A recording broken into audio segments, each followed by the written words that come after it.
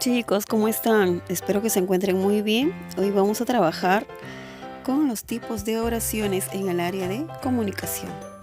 Y tú te preguntarás cuáles son esas oraciones. Ahí está, oraciones bimembres y unimembres. Pero antes vamos a recordar qué es una oración. Ya trabajamos la clase anterior. Recordemos entonces, es una palabra o grupo de palabras que tienen un sentido completo. Vamos a definir entonces cada una de estos dos tipos de oraciones, unimembres y bimembres. ¿Qué serán las oraciones unimembres? Nos dice que viene de bi, significa dos. Así que esta clase de oraciones tiene dos partes. Una de las partes les llamamos sujeto y la otra predicado. ¿Recuerdas? A eso se refiere con las dos partes. Entonces nos vamos con las oraciones unimembres. Uni viene de uno, así que esta clase de oraciones tiene una sola parte. Vamos a encontrar una sola parte, no las vamos a poder separar. Vamos a recordar entonces las oraciones unimembres. Nos dice que son enunciados no oracionales. Vamos a ver sus principales características. La primera, no tiene verbo, o sea, quiere decir que no tiene ni una acción. La segunda, bueno, esto sería una consecuencia de la primera. Como no tiene un verbo, obviamente no voy a poder identificar el sujeto ni el predicado. Recuerden lo primerito que hacemos cuando queremos reconocer el sujeto y el predicado es encontrar un verbo, ¿verdad? Y si no lo tiene, no podemos seguir con el proceso. Vamos a ver entonces unos ejemplos. Aquí tenemos fuera, hasta mañana, a las 3. Bien. En cualquiera de estas oraciones, si yo intento buscar el verbo, la acción, pues no lo voy a encontrar. Son oraciones que no tienen verbo. Por ejemplo, en esta, hasta mañana. Ninguna de estas palabras es un verbo, por lo tanto no voy a poder encontrar ni el sujeto ni el predicado. Son solamente expresiones, frases muy cortitas. Estas son las oraciones unimembres. No olvidarse, son las que no tienen verbo.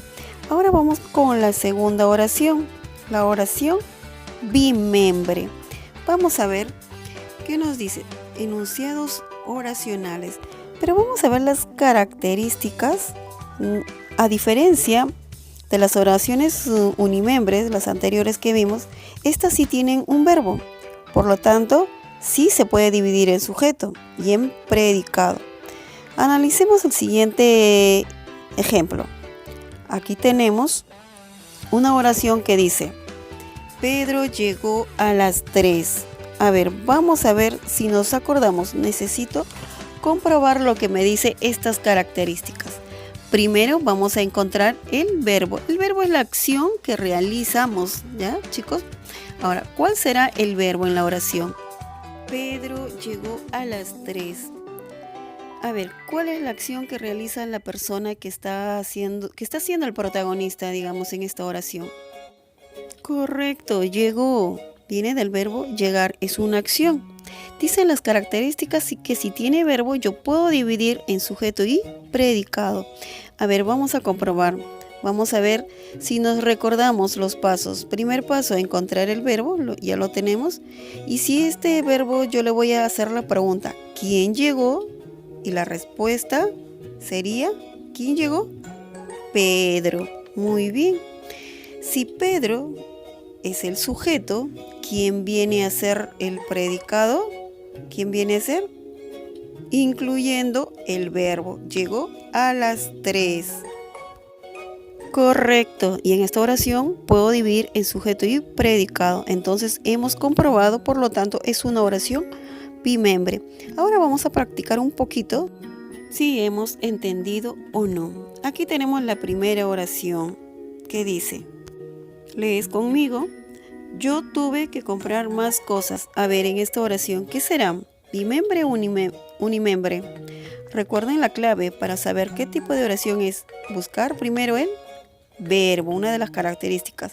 Buscar primero el verbo. ¿Será que esta oración tiene un verbo? ¿Qué dicen ustedes?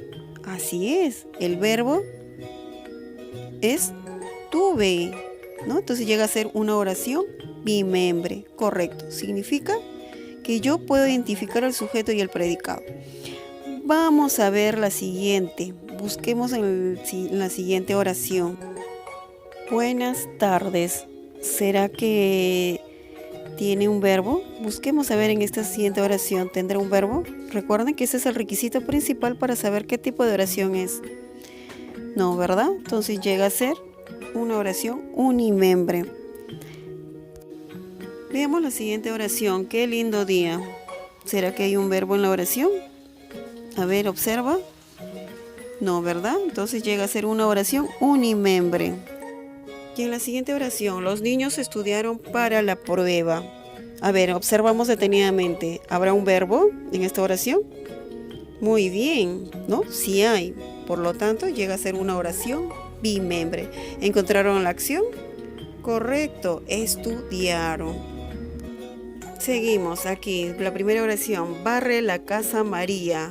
Buscamos un verbo, ¿sí? Sí, correcto. Llega a ser una oración bimembre. Segunda oración, llueve a cántaros. ¿Qué tipo de oración será? ¿Unimembre o bimembre? A ver, chicos, ¿qué dicen? ¿Hay un verbo? ¿Es una oración completa? No, ¿verdad? Entonces, unimembre. Siguiente, qué emoción. ¿Ahí? ¿Es una oración? ¿Hay un verbo? ¿Identificamos? No, ¿verdad? Entonces llega a ser unimembre. Salta la soga. ¿Qué tipo de oración será?